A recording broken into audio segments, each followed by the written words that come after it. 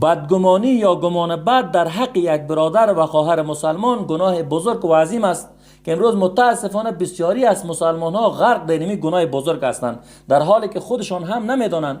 الله متعال به صراحت می فرماید یا ایها الذین آمنوا اجتنبوا کثیرا من الظن، ای کسانی که ایمان آورده اید، ای مسلمانان، دوری بکنید، اجتناب بکنید از گمان ها، یعنی از گمان های بد دوری بکنید.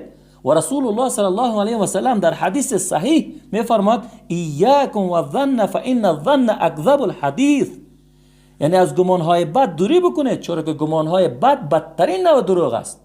امروز ما و شما نداریم کسایی که خود درجه یک مسلمان میگیرن، خوب مؤمن واقعی هم میگیرن، حتی دعوتگر خودم میگیرن، گمان بد در حق یک برادر و خواهرش میکنن.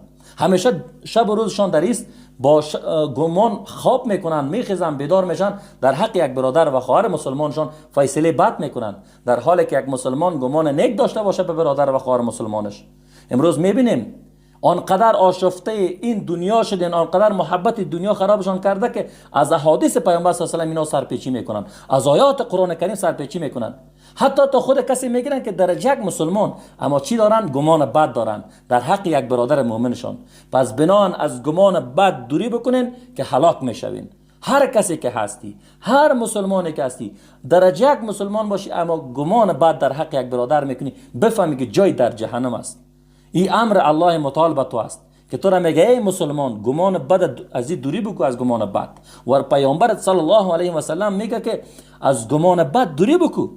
ایاکم و الظن فان الظن اکذب الحدیث، از گمانهای بد دوری بکنید، یعنی ما شما گمان خوب داشته باشیم. سبحان الله، مسلمانی که با گمان بد زندگی میکنه، شب و روز گمان بد میکنه با خواهر و برادر مسلمانش، بدونه که ناکام است، در دنیا و آخرت ناکام است. تمام اعمال از این ریایی است. اگر ما گمان خوب داشته باشیم در این مشکلات ها گرفتار نمیشیم، در این بدبختی ها گرفتار نمیشیم. مشکل ما است که گمان نیک نداریم. پس بنان به خواهر و برادر مسلمان ما لازم است که گمان نیک داشته باشد. گمان نیک با برادر خود، با خواهر خود گمان بد نداشته باشه. آیات الله را زیر پای نکنه، احادیث پیامبر صلی الله علیه و سلم زیر پای نکنه. از گمان بد دوری بکنیم.